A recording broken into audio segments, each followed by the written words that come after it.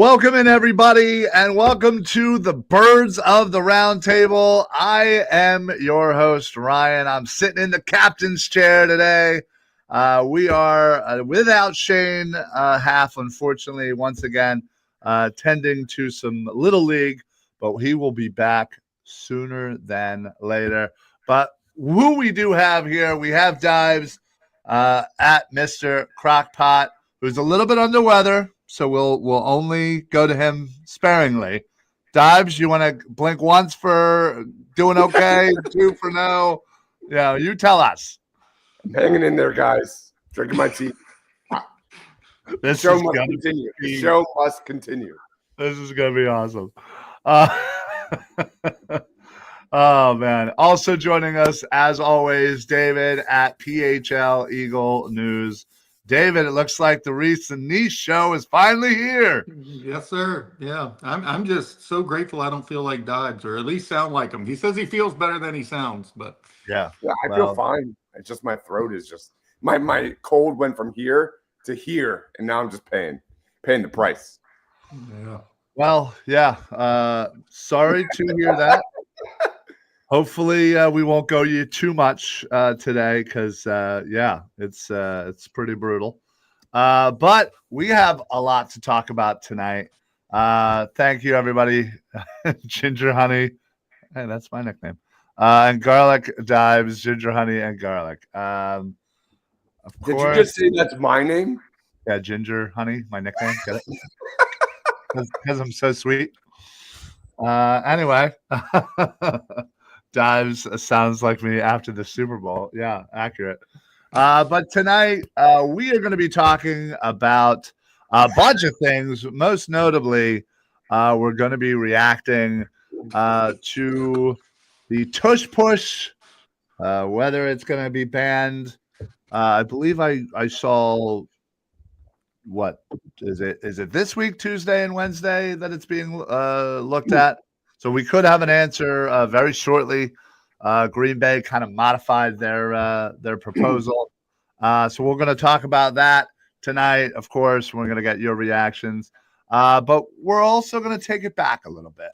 We're going to look back to last year, Super Bowl winning season, and we're going to talk about some underrated players and who we think are the most underrated players from last year.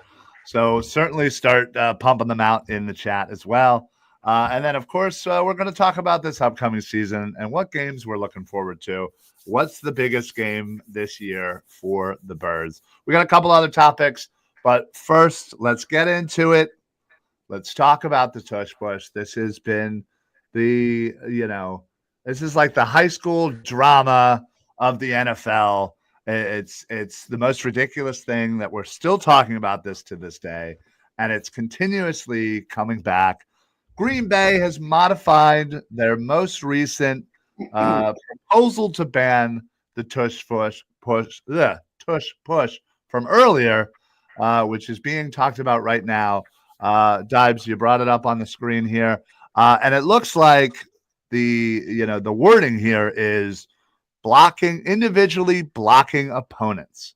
So there's a lot of ways you can kind of, look into that. I'll start with David since, we don't ever want to hear from Dives again. What's your thought on the new proposal from the NFL? I mean, Green Bay. It looks like it's just going back to like 2004 is pretty much what they did. I don't know how this ends. I suspect it ends with them banning it. If Goodell wants it, that's why they tabled it. They didn't have the votes back in March. He thinks he has them now. I do not think it'll have the desired outcome that the league expects it to have. Pre-pushing Tushes in 2021, the Eagles had a 92.9% QB conversion rate, like on the sneak, which I don't even know why we call it a sneak anymore. It's not a sneak anymore. Everybody knows what's coming. Nobody's surprised. Through 2022 through 2024, they completed it at 91.3%. So I don't think a lot of things are going to change. I think the biggest thing that happened is in 2001, the Eagles hired a coach who's willing to gamble. on fourth down a lot more often, and he was willing to gamble on a new play. And just as importantly, they had a new starting quarterback who could squat 600 pounds. And I don't think any of that is going to change. I heard Mailata today state that they're going to run the play the same way, whether somebody's pushing Jalen from behind or not. So I expect very little to change.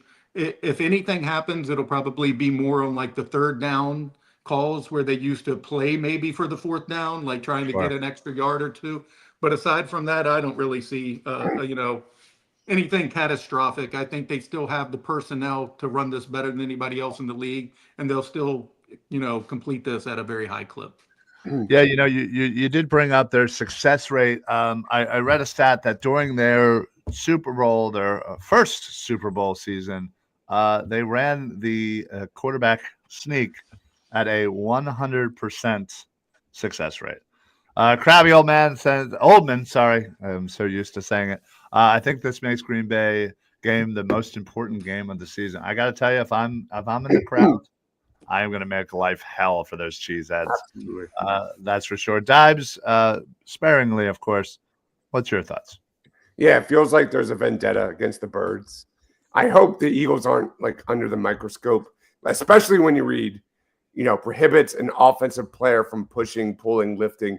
I mean, there were a lot of plays last year where guys were pushed for extra yards and the whistle was never blown. They're taking that away. And going back, like, I hope the Eagles aren't under the lens here where they're only going to call this flag, this penalty, when the Eagles are playing. Like, this, I think, has a lot of negative impact on the 2025 season and beyond. And it just feels like we don't like it and we can't stop it.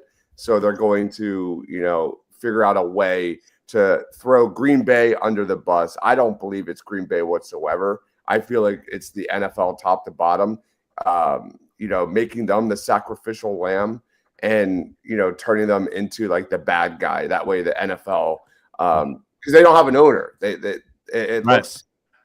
looks so ridiculous. The pace of play bit because of the Washington Commanders fiasco.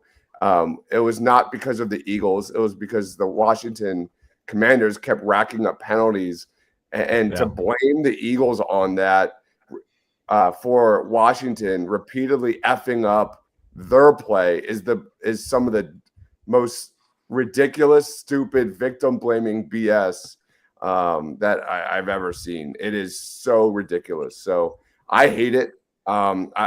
And again, I'm not upset at the Packers. They're just the bitch boys for Goodell right now. So for me, it's really bad, and I feel like it's just really bad for the league. Anybody that's saying, the NFL is too soft and is for this needs to check themselves in the mirror. It's just not good for anybody, and it's yet further proof that the NFL is going softer and softer and softer. Yeah, I feel like some of the major rules that have been kind of adjusted over the last couple of years, the overtime rules was because one team didn't get their chance. And, now this is one, only one team can do it. The rest of everybody can't do it. It's like it's kind of a loser mentality to change rules based upon one situation, one instance, one team, rather than figuring out and trying to better your opponent at this particular play. Like, we're acting like this is the, invention of the forward pass here, and that it's having such, a monumental shift in a game. It's one play. Yes, Dives. Yeah, and it's 1 yard, and I'm just sick and tired of this victim mentality. Like grow a pair, stop the play, and it's just ridiculous. You're not wrong. You are not wrong. David, any rebuttal to any of the things that Dibes muttered out of his choppy voice? No, I agree with almost all of that. Again, like I said, I don't think it'll change a whole heck of a lot. The wording in that is, very difficult to officiate. It's almost impossible, and like he said, or you said when you're modifying rules because somebody's better at something, it is kind of strange. It is a loser mentality. It does seem like that they're becoming softer, and even the coin flip, like they said, oh, it's not fair, both teams don't get the ball. Well, sports aren't fair any more than life is fair. There's tons of things that aren't fair, but Sure. that's just sports, that's just life, and there's no reason to modify everything. But we live in a culture now where the squeaky wheel gets oiled, I guess is the best way to phrase it. So it is what we're going to have to deal with moving forward. Yeah, And I was going to say, to put that in other words, the whiny little bitches get their way. So got it. the 2 times this has been voted on came after Super Bowl runs with the Philadelphia Eagles. Like Yeah. that's insane. Now remember, they do need 24 votes to get this thing to pass. And listen, I think as much as I agree with David, I think that this is going to eventually get banned. I think because of the way that this new proposal has come up, I think there's an outside shot that this thing survives the day, if you will, because of the language, because of the the friends around the league that the Eagles and Sirianni have, that potentially we could get ourselves more than 8 votes to vote the other way, just for this year at least. Because not gonna lie, I would love another year at it, another Super Bowl run. So Did you see that one segment? I think it was Kyle Brandt talking about this and saying yeah, he how had it's Luvu on. having like the opposite effect that the NFL wants, because it's going to only fire everybody on the Philadelphia Eagles for next year to just dominate. So I agree. Like this comment from Krabby, and we'll get to this in a little bit, making the Green Bay game the most important game of the year.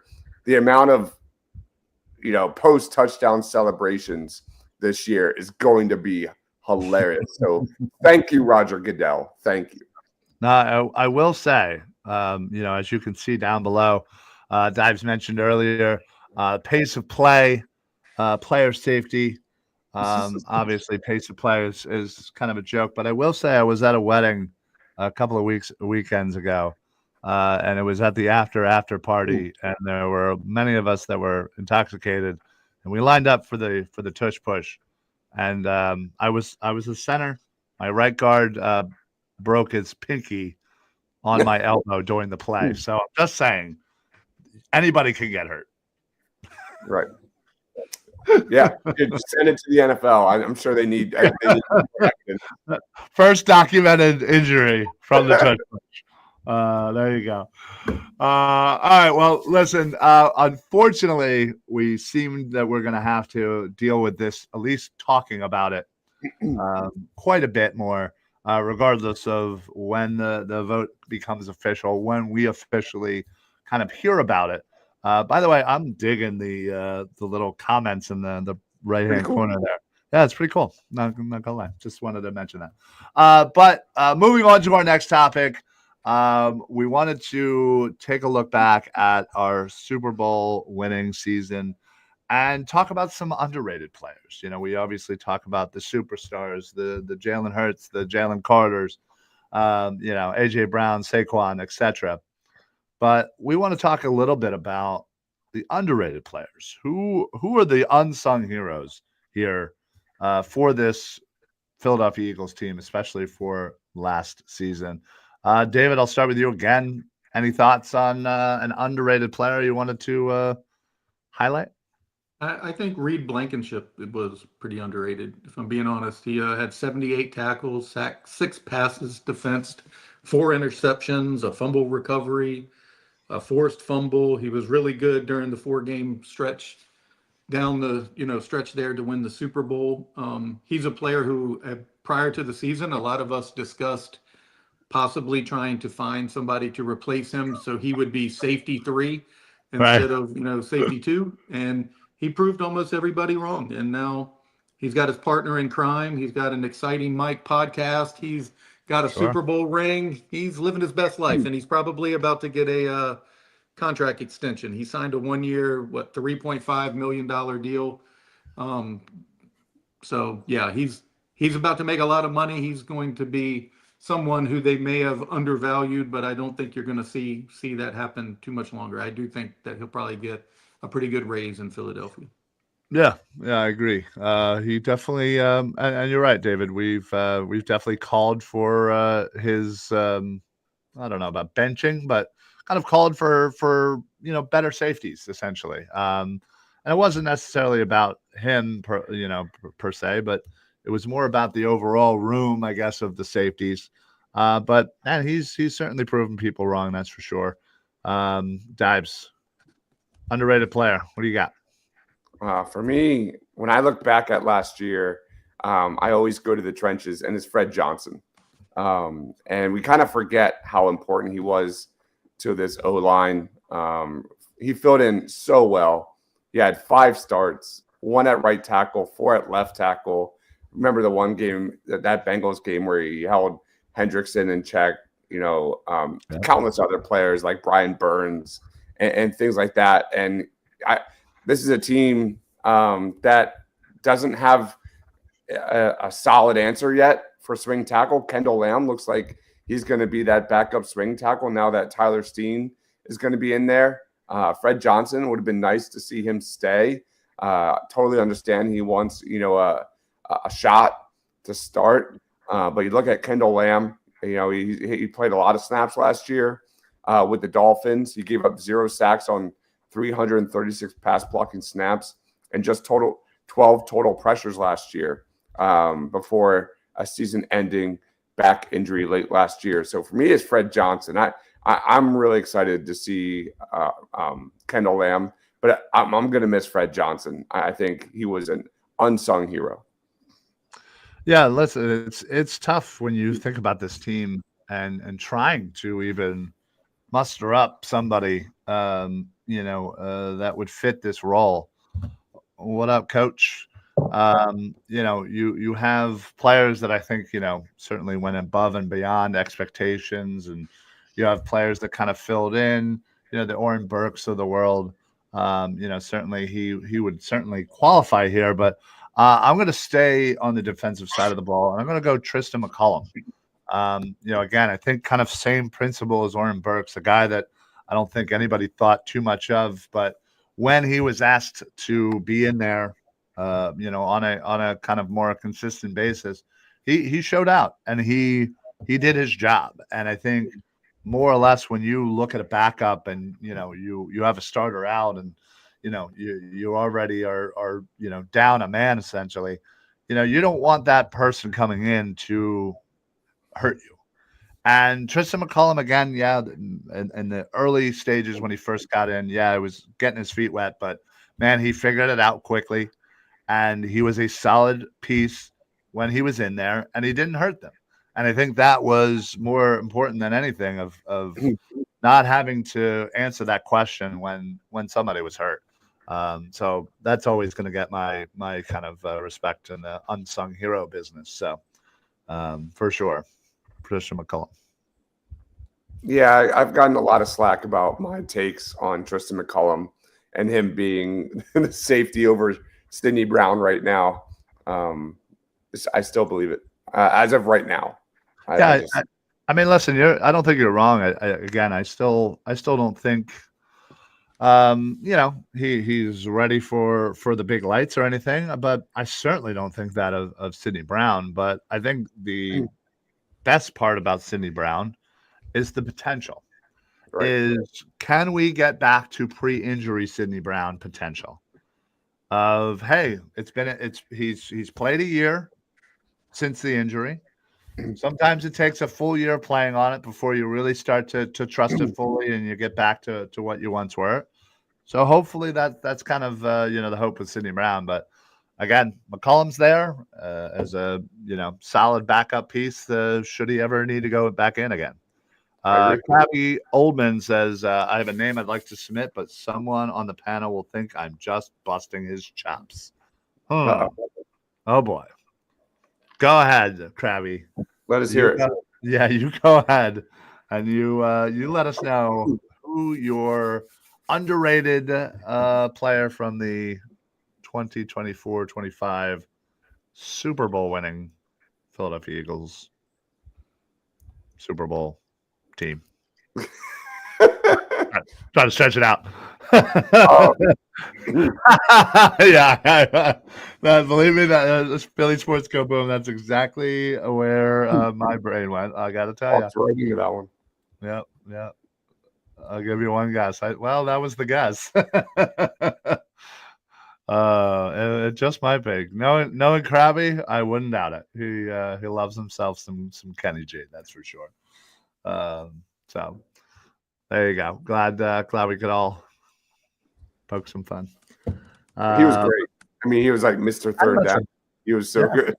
He did his job. Again, I'm a big fan of doing your job. So yeah, there it is, Kenny G. Well, congratulations, Kenny G. Now in Pittsburgh, who will unfortunately probably not see the light of day. Anyway, moving on to our next topic, folks. We obviously want to move forward to this upcoming season. Schedule just came out a few weeks ago. We're still kind of digesting it.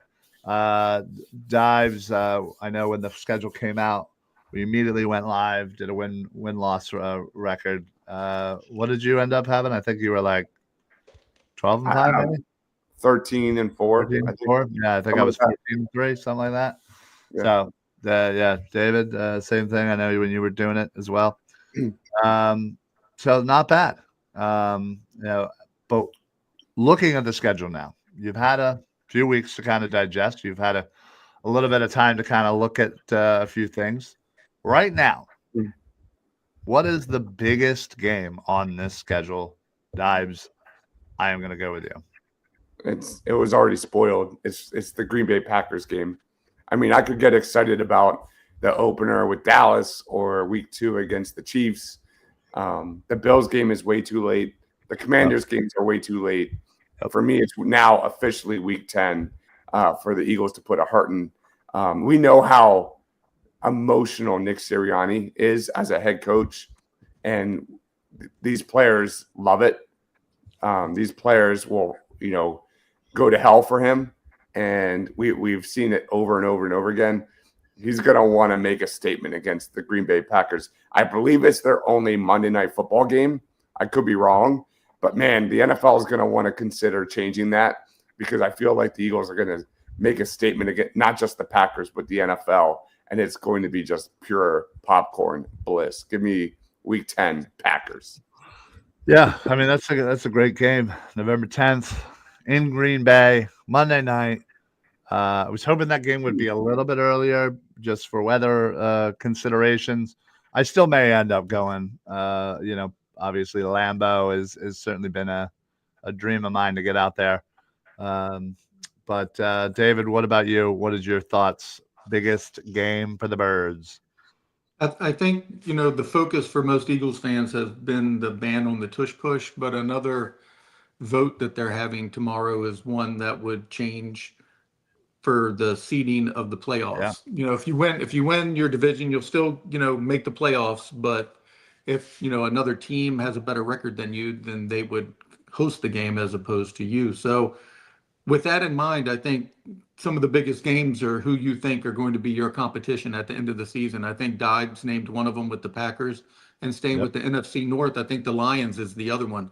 I think they're a team that can compete, record-wise with the Philadelphia Eagles. They obviously did a lot of trash talking during the offseason, believing that they were the better football team. They could have beat them. I do not share in their sentiment, but I am looking forward to that game, and I think it's going to be a very important one, more so maybe than these late division games that might not matter as much anymore, because you're going to have to win those games against the Lions to break tiebreakers for a potential home game. Whereas before, if you won your division, it didn't matter so much, as you just had to focus on your division. So for me, it's any game like that, and the Packers and the Lions are probably two of the more ones that stand out the most to me. Yeah, no, that's I was absolutely going to say the Lions for me.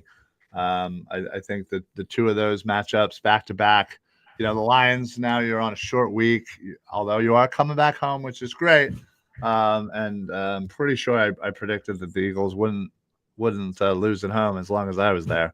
Yeah, I think that's going to be an absolutely amazing game against 2 weeks in a row against two top NFC matchups that could come back and seeding involved. So that's Yeah, I was just circling back to my answer that I forgot to say. The Eagles have a ton of games, like revenge games for opponents on their schedule. The Packers game is their revenge game, I feel like, because I do expect it to get banned. That is the Eagles' revenge game. Yeah. Coach checks in, says at Tampa. Yeah, listen, they've had our number recently, that's for sure. Bowles seems to know how to neutralize Jalen Hurts right now. But we'll see. Obviously, that was the turning point of the season last year. At Tampa, we come back home, we had the bye, and the rest is history. So, we got a lot of tough games. It's I'm honestly glad that some of them are a little too early and some of them are a little too late, because those ones in the middle of the schedule, those are the ones where it's there's not a lot of breaks coming. It's tough. You're not sure where you are, in the standings, and every game, every inch matters. So those are going to be the fun games in the middle of the season for sure. So let us know what you guys think. Krabby says tough games, statement games. Yeah, that is for darn sure. They're all going to be pretty tough. So the schedule is brutal. I mean, not having back-to-back home games.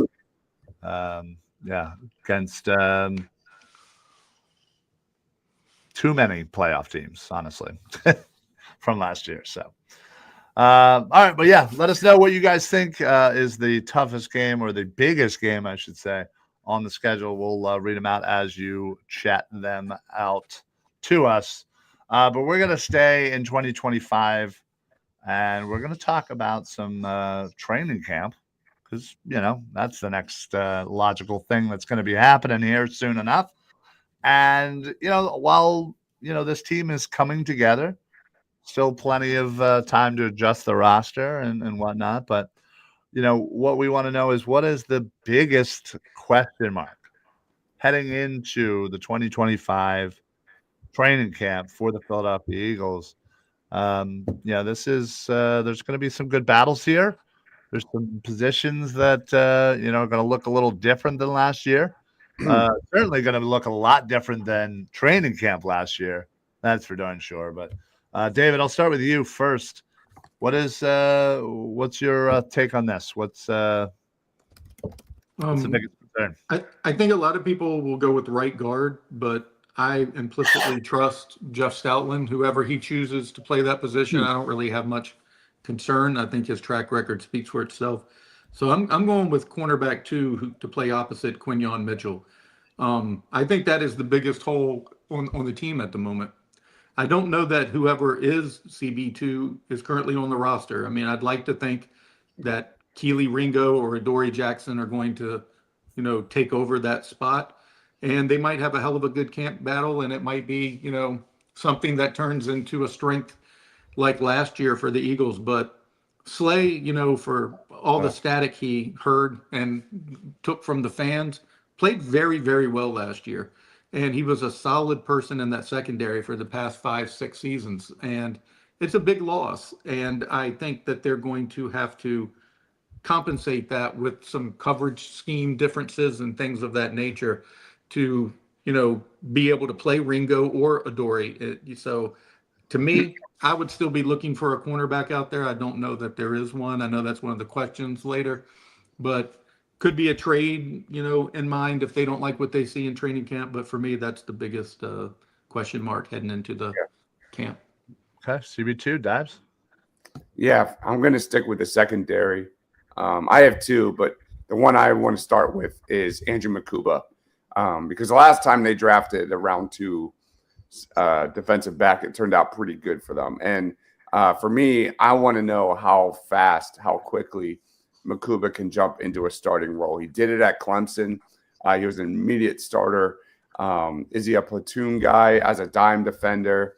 I think he's a perfect fit next to Reed Blankenship. He's an excellent cover safety. He's versatile, has played a ton of snaps in different alignments at 2 different big-time colleges. It's important to note that his greatest success last year at Texas came as playing a free safety. He played 71+% of his snaps at free safety in 2024.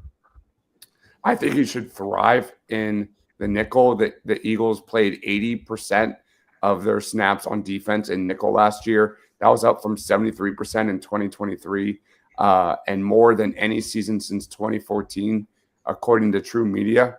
The Eagles and the Bills run a ton of nickel, as we know, and I'm really intrigued at his fit in this defense, not just the versatility, but his ability in coverage.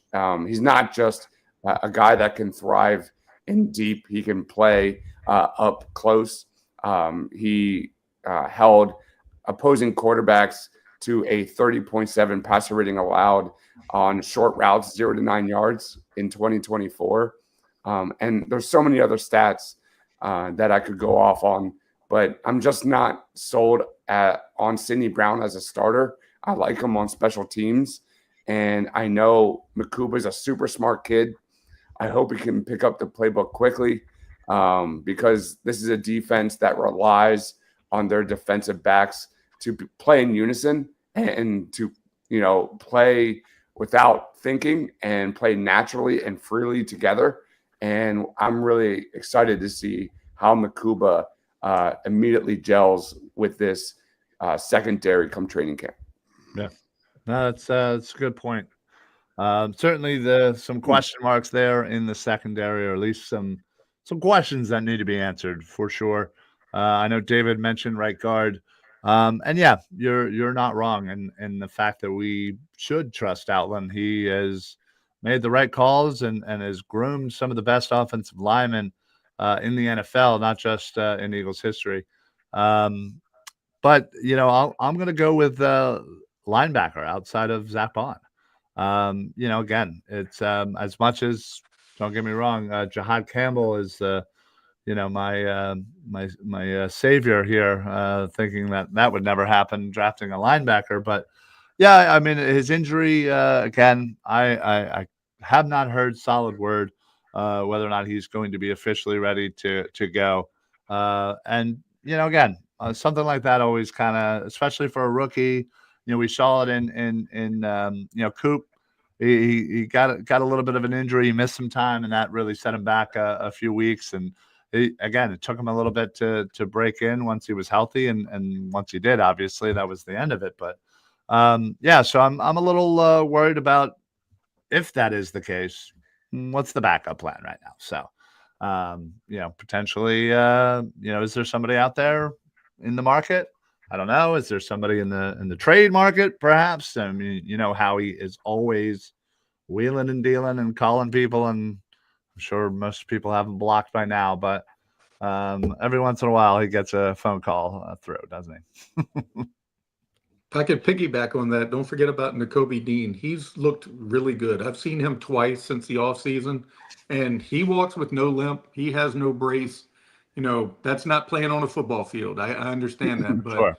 he looks really, really good. Like, for the injury that he took, having your kneecap thrusted up into your thigh, that's pretty remarkable. I don't know how many of us would be walking around the way he is a few months later, but I still have high hopes for him being able to contribute at some point this season. Yeah, I really hope so. Really hope so.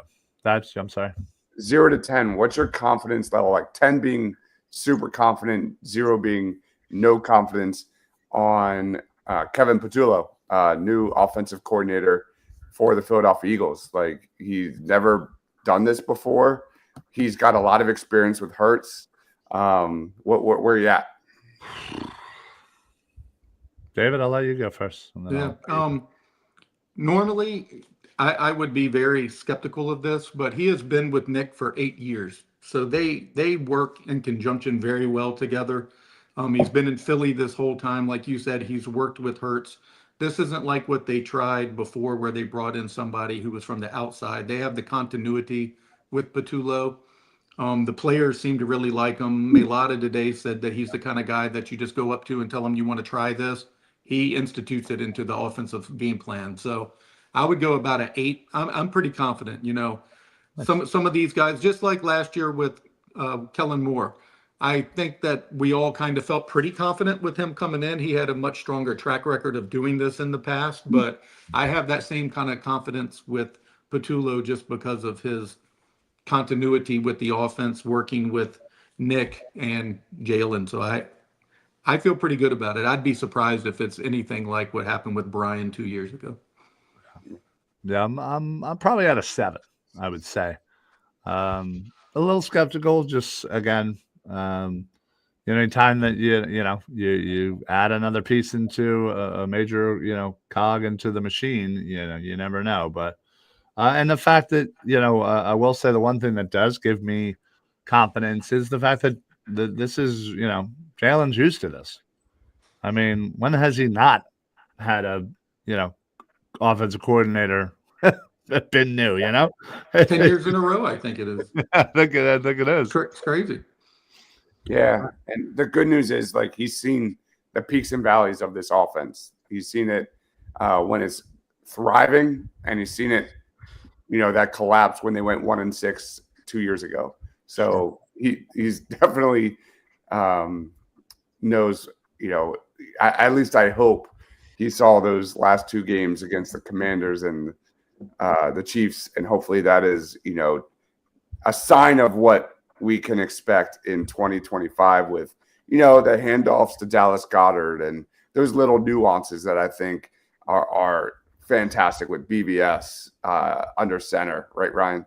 Yeah. Oh yeah. I love that. Ty Robinson this year too, maybe at fullback. So yeah, potentially. Yeah, maybe a little Harrison Bryant in those situations too. Jesus God. He's done it. Yeah, I know. You and your love affair of the fullback. I do. Yeah.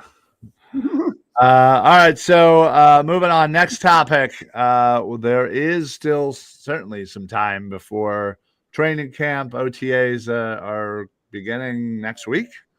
And we want to talk about right now, looking at the roster, the way it is, is there someone the Eagles could add realistically? Now, we're certainly not, talking about fantasy here, but some realistic free agent that you could see the Eagles going after.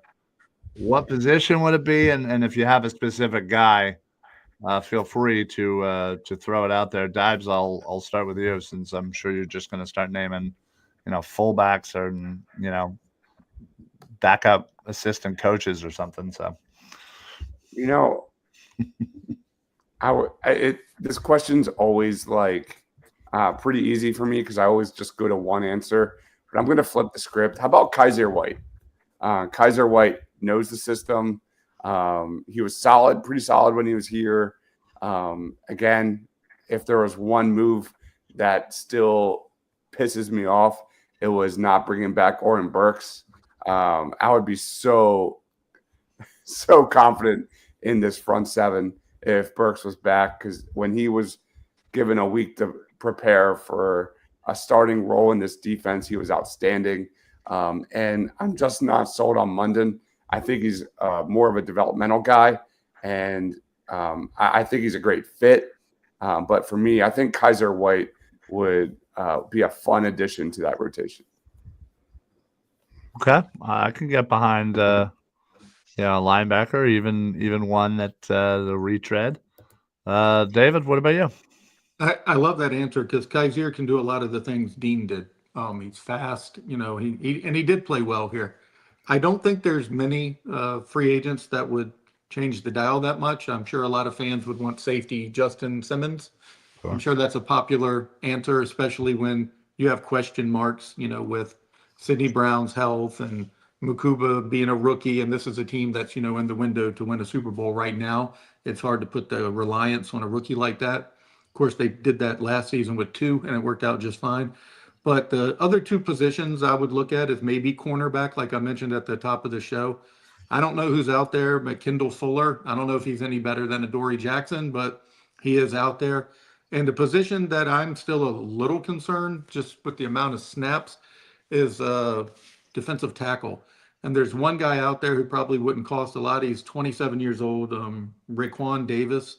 He played with Miami for many years. Last year he was with the Colts, but he eats up about 400 to 500 snaps, per season. Last year, the year before, I'm sorry, he had 6 quarterback hits. He doesn't get tons of interior pressure, but he gets 1 sack or so a year. But he does bring a lot of, interior pressure with the hits. He just doesn't finish them off with sacks. But they're going to need somebody to take snaps. I know Fangio likes to play his starters to death, as evidenced by how many snaps Jalen Carter did.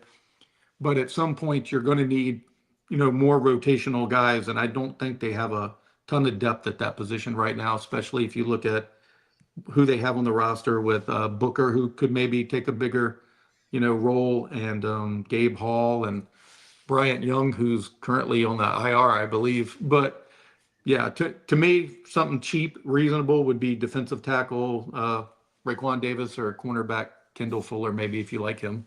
Yeah, I like that. Don't forget Rasul Douglas, still very much available. If we're talking about retreads.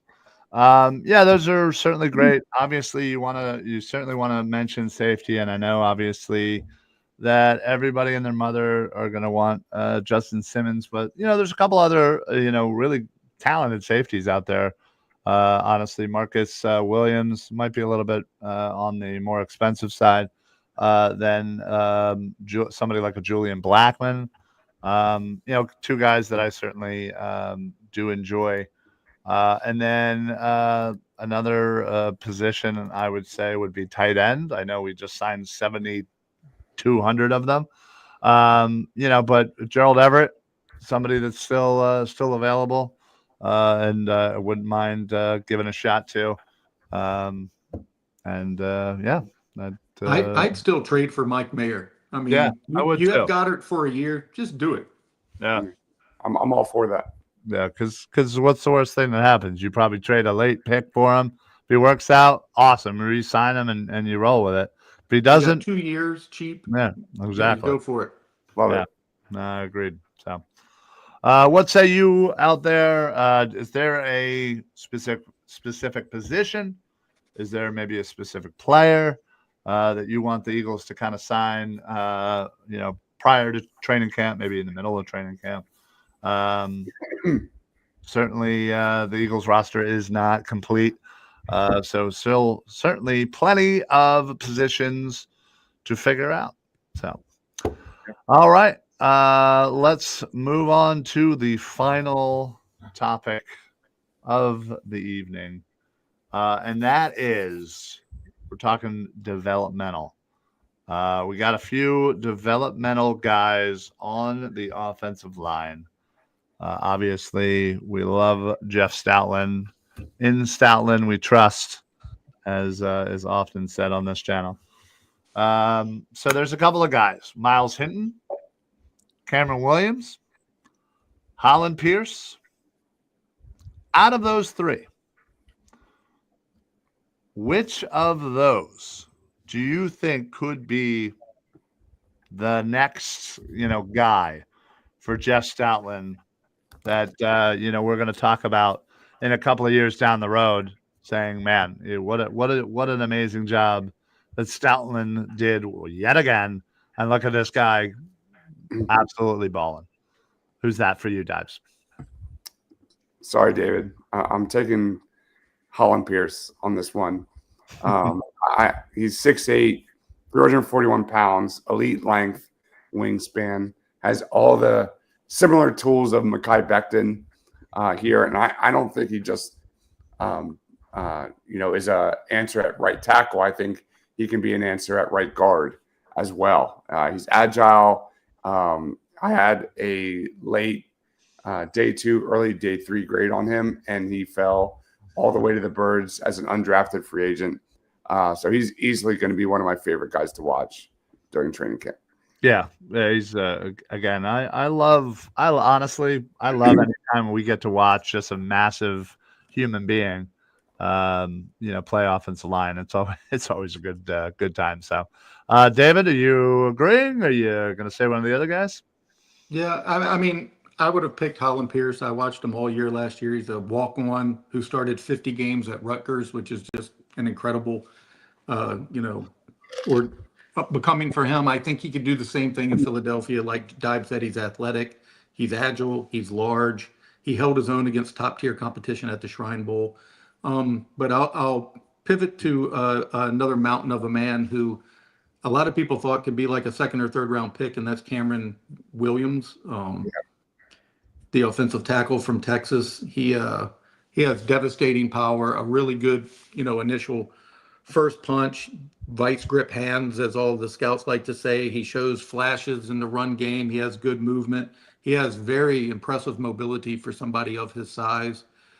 He demonstrated, a real mean streak on the field. He's a finisher, a mauler, something that you like to see. I think he's coachable. I think he might be hungry, much like Hollin Pierce, who went undrafted. Williams went, way later than he thought. I think it probably was an insult. He's very young for the position. I think he's only 21 years old. So he is somebody who, with time, he could learn, the technicalities of the position, be refined. And he's not done developing physically either. So this could be a mountain of a man that you look back.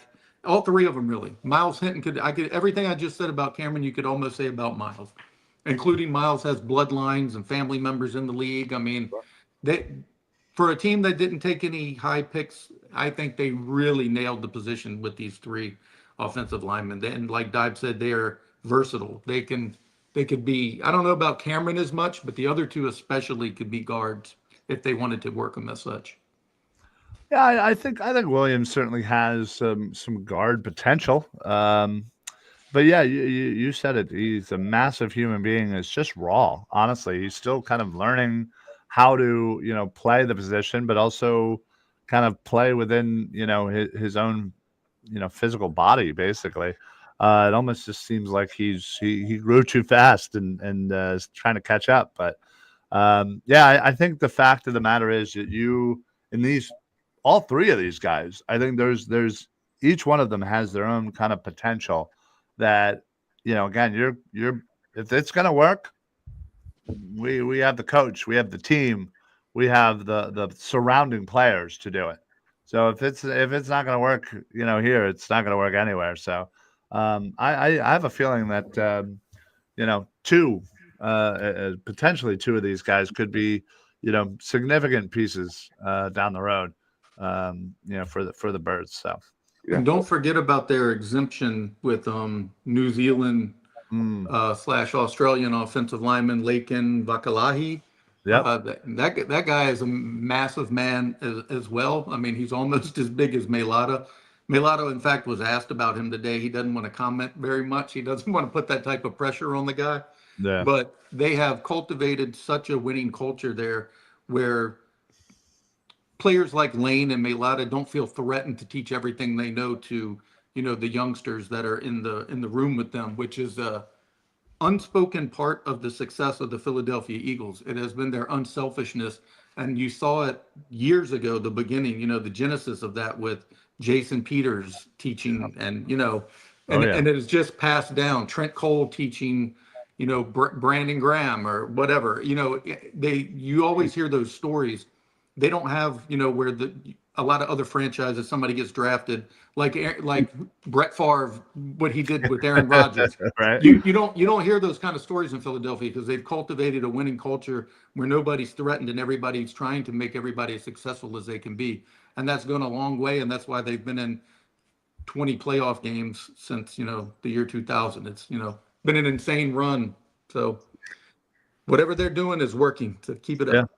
Yeah, for sure. And I think, when you saying that, I don't know why it just kind of clicked in me is when they drafted Jalen, there was the the idea that, obviously Wentz was, kind of a bad teammate, or so to speak, but it wasn't necessarily that. I think it was more or less of just he was caught off guard, just like the rest of us. So I agree that we've have a long line, a long history of vets helping rooks and getting better every day, 1% every day, and it's across the board. So, because Stoutland gets all the credit, but the players deserve a little bit as well, because you wouldn't have that success if they weren't willing to teach and give their time to all of the youngsters the way they have over the years. Yeah, no doubt. That is absolutely for sure. Krabby, with the culture on this team, winning is the icing on the cake, because I'd watch them win or lose. Agreed, darn because right. they're fun to Yeah. root for. They're easy to root for. It's the culture that they've built. It's successful. It's something you want to watch. It's the anti-Sixers. It's something that's it's been done the right way. Whether it always works or it doesn't, it isn't, the final product isn't necessarily, it's you're defined by your habits in life, what you do every day, what you get up and do, and that's what this team is defined by. And it's been successful, whether they've walked away with that trophy at the end of the year or not. Yeah, agreed. Very well said. And Krabby has certainly seen some winning and some losing. That's for sure. There have been bad cultures over the years. Oh yeah, to say the least. Yeah, we've definitely seen it too. So, all right, folks. Well, listen, that is gonna wrap it up for us tonight. Unfortunately, like I said, Shane wasn't able to join us tonight. Do we have confirmation? Is it next week or the week after that? Do we know when is Shane ever coming back? I hope Shane's coming back, right? And you're muted. Yeah, I'm not sure about next week, but definitely the following week. Yeah, he's coming back soon. So hopefully, Dibes, your voice is better. Otherwise, maybe we'll give David his second time in the driver's seat. See if we can't crush another episode like he did the first time. I got Chat PL Eagle News ready to AI, man. Ready to go. I love it. Absolutely love it. All right, folks. That's it. Dibes, before we get on out of here, anything to plug? Any final thoughts? Anything you'd like to say? Time's yours. I'll do it. I've been saving this one. But if anybody that's watched me on this channel or Party on Broad channel knows that I have a partner in crime that's been doing these shows with me from the jump. My dog crossed the Rainbow Bridge a week and a half ago, and right there is her ashes. She'll be watching us as we kick ass in 2025. Yeah, if you ever watch the post games or the watch parties, you would see Kona either sitting here or barking my face off. But we miss her, and go Birds. Well said. Yeah, we're definitely gonna miss her bothering you while you're trying to make an important point there. David, anything to add? Not after that. No. Right. I agree with everything Dive said. Somehow, like the Holy Ghost took over his body. He spoke well and clear first time for the whole show. I don't know. That was perfect. Yeah, we never have enough time with our pets. They become such big members of the family. It's very hard. I actually have a dog that was just diagnosed with cancer myself. She's 16 years old. It's terrible. She's appeared in a couple ones when she jumps up on my lap. But yeah, it's very difficult. It's very hard. People who don't have pets probably don't understand, how the connection. But it is a painful loss. They're definitely a member of the family, and I feel for you there, buddy. So I'm glad she's still making an appearance on the show there, though. So that is cool. God's greatest gift, man. And it happened so fast. She didn't suffer, but it doesn't make it easier. So it sure doesn't. No, sorry to hear that, Dive. Sorry to hear that, David, as well. Yeah, it's never easy. That's for sure. Yeah, it's the worst. So this one's dedicated to all of our animal friends out there with us and without us. So all right, that's going to do it for us. I have been your host, Ryan, and I don't really have anything to add other than just keep liking, following, sharing the channel. Make sure you tell your friends about it. Make sure you tell your enemies about it. Honestly, I don't care who you tell about it. Just keep spreading the word.